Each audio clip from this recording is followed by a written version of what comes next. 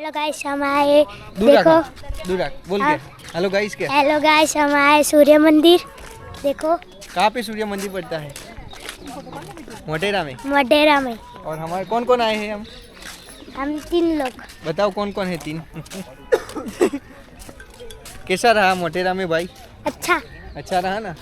हाँ જય ભૈરવ દાદા. શું કેવું છે ભાઈ? મજા આવે છે. કેવું ચાલે છે? મજા આવે છે ને? હા વાહ વાહ. શું કેવું છે? સનરૂફમાં જેવું રહ્યું? હવારે મસ્ત હતું. હવારે મસ્ત હતું એમ ને? રાતે મસ્ત કરાવીશું. બોલો શું કેવું છે? બીજું કોઈ કેવું છે? હજુ બર્ગર ખાવા લઈ જશે. હા બર્ગર તો ખાવાના જ ને. પછી બીજું શું ખાવાનું?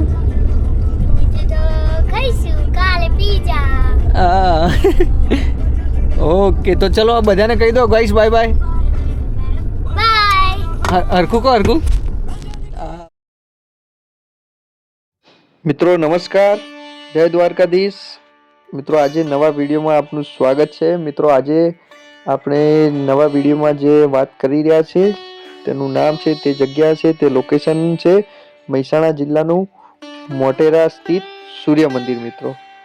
મિત્રો સૂર્ય મંદિર વિશે આપને કહું તો સૂર્ય મંદિરમાં ગુજરાત સ્થિત જે સૂર્ય મંદિર છે તો આપણા ભારતીય સંસ્કૃતિમાં આપને ઘણા બધા લાલ કિલ્લો છે, તાજમહેલ છે, ઘણા બધા ઐતિહાસિક બધી વસ્તુનું વર્ણન છે. પણ આપણું જે મૂળ ઘણા પ્રાચીન જે ધરોહર છે એવી ધરોહર હજુ ગુજરાતમાં કે આપણા ભારત દેશમાં હજુ એટલી પ્રચલન નથી થઈ મિત્રો. તો આજે હું તમને મોટેરાના સૂર્ય મંદિર વિશે હું આપને વાત કરીશ. મિત્રો સૂર્ય મંદિરનું તમને વાત કરું તો સૂર્ય મંદિર આપણા ભારત દેશમાં ખૂબ જ પ્રાચીન પરંપરા રહી છે.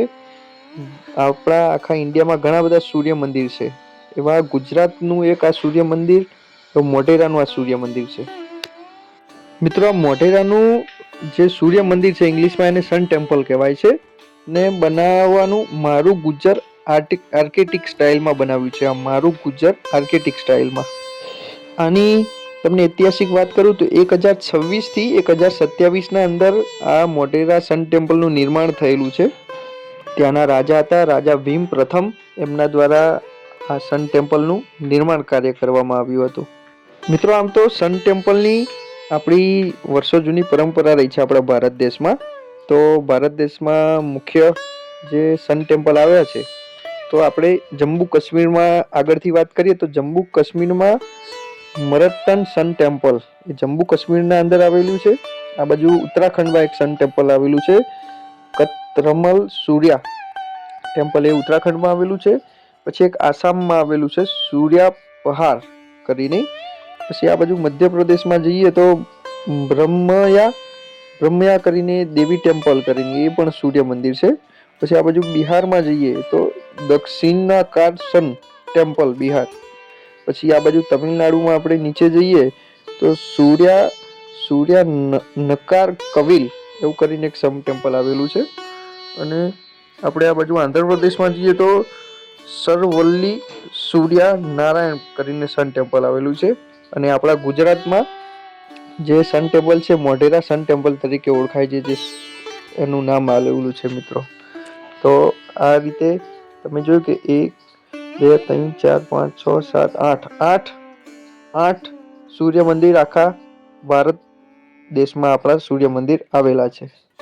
મિત્રો આપણે માનવામાં આવે છે કે 21 જૂન એ આખા વર્ષનો લાંબામાં લાંબો દિવસ હોય છે. અને એ દિવસે જે સૂર્ય કિરણ પડતા હોય છે તો એ સૂર્ય કિરણ સીધા જ ગર્ભગૃહમાં જતા હોય છે મિત્રો. તો એના જ કારણે આપણા ધારોહિક બહુ વર્ષો પહેલાં આટલી ટેકનોલોજી નથી તો પણ આપણા આર્કિટેક્ટે આ પ્રકારનું બનાવેલું હતું કે આટલું શોધખોળથી. પછી મિત્રો અહીંયા એક મણી હતી સૂર્ય મંદિરના અંદર, અને આ સૂર્યની કિરણ જે મણી ઉપર પડતી હતી અને એ મણી આખું મંદિર, આખું ગર્ભગૃહ આખું એના કિરણથી જે આખું અંદર પ્રકાશમય થઈ જતું હતું. તો મિત્રો આ કંઈક આ પ્રકારની ટેકનોલોજી અને આ પ્રકારનું આર્કિટેક્ટ આ મંદિરના અંદર વાપરવામાં આવ્યું છે. મોઢેરા સન ટેમ્પલના 3 ભાગમાં પાર્ટ પાડવામાં આવ્યા છે, 3 ભાગ કરેલા આવ્યા છે. એના અંદર પ્રથમ ભાગ છે સૂર્યકુંડ, જે પેલો કુંડ તમે સૂર્ય મંદિરના અંદર એન્ટર થશો એટલે એક પાણીનો નીચે ભરેલો હોય છે. સૂર્યકુંડ એ પહેલો ભાગ આવેલો છે.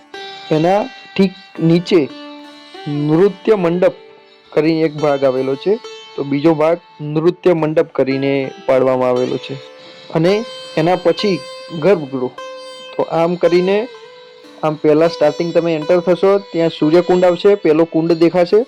એના થોડાક એન્ટર કરો એટલે નૃત્ય મંડપ આવે છે, એ પણ થોડોક બહુ ખૂબ આકર્ષિત છે. એના આગળ જશો એટલે ગર્ભગૃહ. એવું કરી 3 ભાગમાં સૂર્ય મોઢેરા ટેમ્પલ ડિવાઈડ કરવામાં આવેલું છે. મિત્રો આ તમે જે સૂર્યકુંડ જોશો એને રામકુંડ પણ કહેવામાં આવે છે. અને આની એવી માન્યતા આજુબાજુના લોકો કહી રહ્યા છે કે આ જે કુંડ છે એના અંદર પાણી કોઈદાર સુકાતું નથી. આ સૂર્ય મંદિરની બીજી વિશેષતા તમને સમજાવું તો અહીંયા 108 અલગ અલગ પ્રકારના નાના નાના મંદિરો આવેલા છે. તો તમે ત્યાં જશો એટલે 108 નાના નાના મંદિરો પણ તમને ત્યાં દેખાશે. મિત્રો આની એક એવું પણ પ્રાચીન માન્યતા હતી કે જે કુંડ તમને દેખાઈ રહ્યું છે, કુંડના અંદર 7 નદીઓ અને ઘણું બધું એવું જલ આવ્યું હતું. તો પહેલાના લોકો એવું કરતા હતા કે આ કુંડના અંદર સ્નાન કરતા હતા અને પછી આગળ જતા હતા. તો મિત્રો ત્યાંથી આગળ આપણે જઈશું તો નૃત્ય મંડપ આવશે. તો આ નૃત્ય મંડપ એ એક કેલેન્ડર જેવું દર્શાવવામાં આવેલું છે. મિત્રો ત્યાંની તમે નક્કાશી જોશો, ત્યાંની ઝીણી ઝીણી જે બધું ડિઝાઇન તમે જોશો તો એક કેલેન્ડર ટાઈપનું બધું અંદર બતાવવામાં આવેલું છે. મિત્રો તમને ત્યાં 52 પિલર દેખાશે નૃત્ય મંડપના અંદર. તો 52 પિલર એટલે 52 અઠવાડિયાનું એ દર્શાવવામાં આવેલું છે. 52 અઠવાડિયા હોય છે. એના બહાર તમે જોશો તો હાથીઓની જે સંખ્યા દેખાશે, તો હાથીઓની સંખ્યા એના અંદર હાથીઓ ટોટલ 364 આલેલા છે. 364 હાથી અને એક સિંહ, એમ કે 365 આપણા વર્ષના જે 365 દિવસ આવે છે તો આ એનું એક પ્રતીક છે. જે 52 પિલર છે તો મિત્રો આની એક વિશેષતા એ છે કે તમે 52માં અલગ અલગ આકૃતિઓ આવેલી છે. તમે નીચેથી જોશો તો આખું ગો રાઉન્ડ દેખાશે અને ઉપરથી તમે મીડિયમથી જોશો તો આખું એક અલગ ભુજાઓ વાળું દેખાશે. મિત્રો તો આ પણ એક વિશેષતા છે આની. તમે અંદર જોશો તો રામાયણનું પણ ઘણા બધા ચલચિત્ર બતાવે છે. અહીંયા તમે જોશો કે રામ રેખા બતાવી છે, પછી રાવણ આવે છે સાધુના વેશ ધરીને, પછી ત્યાંથી પુષ્પક વિમાનના અંદર લઈ જાય છે સીતાજીને.